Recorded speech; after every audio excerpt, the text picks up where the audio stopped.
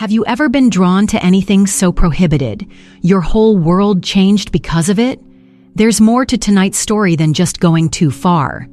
It concerns what occurs when morality and immorality conflate into alluring temptation, following the death of my husband. Before his son Caius showed me otherwise, I believed I knew who I was and what I desired. Between passionate glances, persistent physical contact, and a single night that changed everything, I discovered that I was on the verge of desire. I didn't anticipate it. Get ready for a tale of the thin, fragile line between taboo and temptation. If stories like these, full of forbidden desires and raw emotions, make your heart race, stay right here, hit that subscribe button, because this night changes everything. When I married Lucius, I knew he came with baggage, though I'd never have called it that out loud.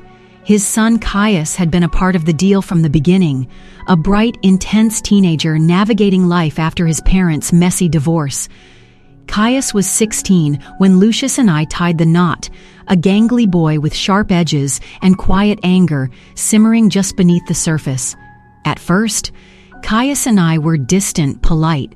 He wasn't hostile, but he kept his walls firmly in place. Over time, things shifted. Maybe it was the stability I brought to their fractured household, or maybe it was simply that Caius grew up. By the time he graduated college, he was no longer the sullen teenager I met, but a man confident, sharp-witted, and undeniably handsome, with his father's dark features and an intensity all his own. Lucius and I had a happy marriage when he passed suddenly from a heart attack 2 years ago. It left a void neither of us could truly fill. Caius had stayed in the house during and after college, and now it was just the two of us navigating this new dynamic. I told myself the strange energy between us was grifo, RER, the closeness forced by living under the same roof. But as time went on, something else was simmering beneath the surface, and I couldn't deny it. At first, it was the small things that both excited and unnerved me, like the way his eyes would dart over me as I entered the room, or the way I would get a sudden flash of awareness when he was close by. Occasionally, when I came downstairs in my robe, his eyes lingered for a beat too long. Once I caught him watching as I bent to pick something off the floor. He didn't look away immediately, his lips quaking in a faint, knowing smile. And there was the way his touch lingered when he handed me a dish at dinner, a moment so brief it could be dismissed as nothing. Yet it was never nothing. Still, I tried to convince myself it was all in my head. After all, Caius was my stepson. He was younger, more vibrant. He couldn't possibly see me as anything other than his father's widow, could he? But the tension was undeniable. It felt like sharing the same air had become electric. It happened on an unremarkable afternoon. I'd been folding laundry in my room when I realized I'd left Caius's clean towels on the bed instead of putting them in the hall closet. Absent. I grabbed the stack and carried it to his room, pushing the door open without thinking he was there, shirtless, his back turned as he was changing. My first instinct was to turn away to apologize, but something stopped me. I stood frozen for a moment, feeling a strange mix of emotions, guilt, curiosity, confusion. He turned and caught my gaze. Forgot how to knock. He asked, his voice low, teasing, yet there was something else in it, something deeper, harder to place. "I'm sorry," I stammered, holding the towels tightly. "I didn't realize you were." I trailed off, feeling the awkwardness of the moment, but unable to dismiss the discomforting energy between us. "No harm done," he said, shrugging, "unless you wanted to keep looking." I quickly placed the towels on his bed and left my heart pounding in my chest. I kept telling myself it was just an accident, nothing more, but deep down I knew it wasn't just that. Later that evening, I was getting ready for bed. My mind still tangled with the strange interaction earlier as I slid into my favorite silk nightgown, the fabric brushing against my skin. I tried to focus on the calmness of the moment, but it was impossible to ignore the nagging feeling in the pit of my stomach. My thoughts kept circling back to Caius, the way his eyes lingered the weight of his presence. When he entered a room, I reached for the bedside lamp to turn it off. When I heard a soft knock at the door, "Caius!" I called out, surprised. My pulse quickened as the door creaked open, and without asking, he stepped inside. He was wearing nothing but a pair of loose sweatpants, the muscles in his chest and arms defined in the soft glow of the lamplight. I froze. There was something raw about him. His gaze, intense and steady, met mine. There was an unspoken understanding in the air, something we hadn't addressed, but both felt deep down. His eyes dropped to the floor for a moment, but it didn't break the tension. I could feel his words hanging between us, unsaid. "I need to talk," he said, his voice low and measured, as if he were treading carefully around an invisible line we both knew was there, but were afraid to acknowledge. My heart raced.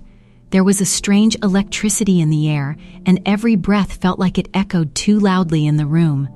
I could feel the heat of his presence close, but not touching. My mind begged me to get up and tell him that we couldn't go beyond this point.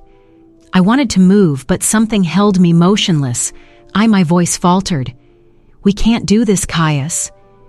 He took a step closer, his eyes never leaving mine, each movement deliberate but not urgent. "I know," he said quietly, "but it doesn't make it go away. Does it?" There was something in the way he said it, something that cut through my defenses, something vulnerable in his tone. It made me question myself, question everything I thought I knew about, the boundaries we had set, the life we'd lived together under one roof. The space between us felt charged, like an invisible current pulling me toward him, despite everything inside of me that told me to walk away. The air felt thick with words we couldn't speak, the unspoken desire that I could sense but was afraid to acknowledge. "We're family, Caius. We can't. This isn't right." My voice trembled, but it wasn't just from fear. It was from the turmoil inside me, the overwhelming pull I felt. Even as I tried to reject it, he was silent for a moment. And then he reached out slowly, cautiously, as though giving me a chance to stop him. His hand hovered just above mine, close enough that I could feel the warmth radiating from his skin. His eyes searched mine for any sign of resistance, but there was something else there too, an understanding. He wasn't pushing, but he wasn't backing away either. "Do you want me to leave?" he asked, his voice low and almost apologetic. I wanted to say yes, to ask him to leave, to shut down everything that was unraveling between us. But the truth was, I couldn't, not right away, not without facing the part of me that had started to feel something for him too. The moments stretched between us like fragile threads, each second more difficult to breathe through than the last. I felt as though I was teetering on the edge of something. I couldn't control something I would rather not admit. "Caius," I whispered again, my voice cracking, betraying the conflict raging inside me. For a second, he seemed to hesitate, his eyes softening with something like regret. "I don't mean to hurt you," he murmured, "but I can't pretend anymore." That was the moment the line was crossed, not physically, but emotionally, and as much as I tried to push it away, I realized that there was no way to unfeel what I was feeling. It was like a storm that had built up inside of me, and I couldn't stop it. The boundary that had once seemed so clear, so solid, had become a blur, an impossible thing to define. In the rush of emotions swirling between us, we both stood there for what felt like eternity, not touching, yet each of us acutely aware of the other's presence. I knew this moment would define everything. What we had to do next was clear, but it was also painful. We had to face the truth that these feelings, whatever they were not something we could act on. Slowly, Caius backed away, his eyes lingering on mine one last time before he turned and left the room. The door clicked, shut behind him, and for the first time, in what felt like ages, I was left alone with my own thoughts. My chest ached, my heart racing as the emotions flooded me. Guilt, longing, confusion. The line that had once seemed so clear was now a memory fading with the weight of everything unspoke. But I knew that whatever path I chose to take next, the relationship we once had would never be the same, and that more than anything terrified me. What would you do when the boundaries you thought you knew disappear in an instant, when the lines you once believed were clear are erased by the weight of desire? Leave a comment below with your opinions. For additional stories that explore the perilous pull of temptation, let's discuss the times when forbidden emotions take over. Don't forget to subscribe, like, and enable alerts. Believe me, I have the most exciting heart. Till the next time, the pounding stories are just getting started.